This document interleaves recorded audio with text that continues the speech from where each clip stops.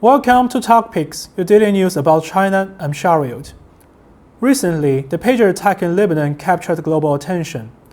This form of attack not only triggered panic among the Lebanese, but also caused a trust crisis among Chinese people in electric products produced in the West, especially iPhones.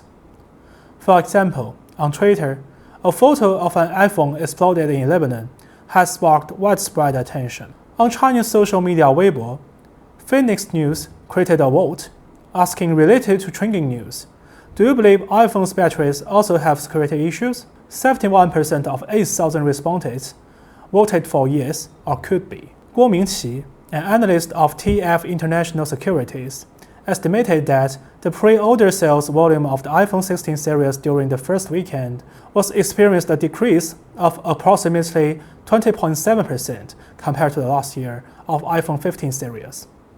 3 days after pager attack, the iPhone 16 was launched in mainland China. Normally, consumers would have to queue at stores to get the latest iPhone, even paying scalpers extra. But this year, the iPhone was already being sold at a discount on e-commerce platforms.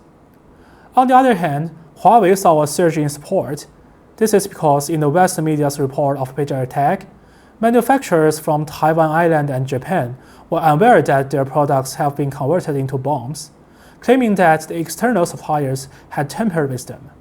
Chinese consumers recalling that the US sanctions have prevented Huawei from sourcing parts from Western manufacturers, noted that Huawei has increased the localization of its supply chain.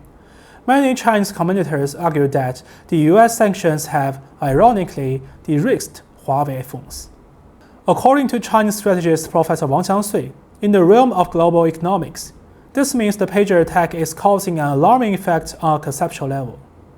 The term de-risking was originally popularized by Western media during Trump's trade war with China, but now it seems Western media have lost control of their narrative. After all, when the West imposed long-arm jurisdiction on Chinese smartphones, electric vehicles, and 5G suppliers, they've claimed that that's because Chinese products can't meet the Western safety standards.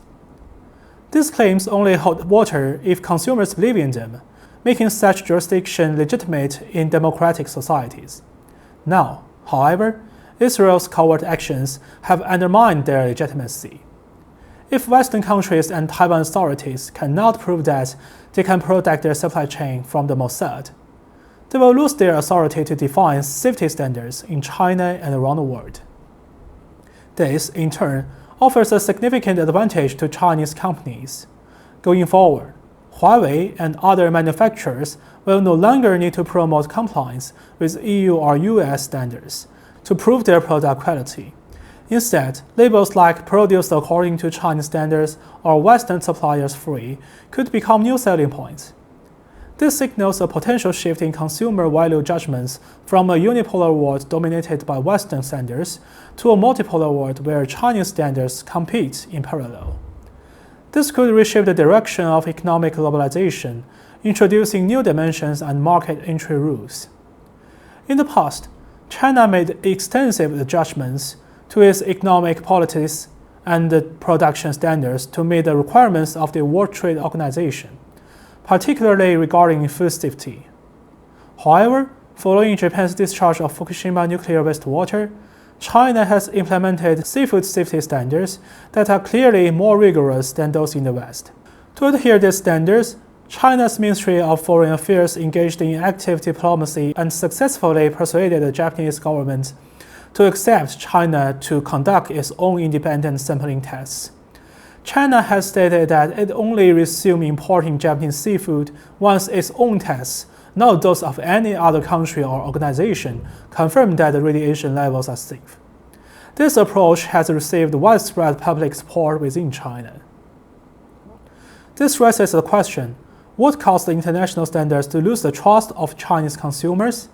Perhaps this problem would not exist in the first place if some countries could keep double standards and even terrorist attacks out of the supply chain of civilian products.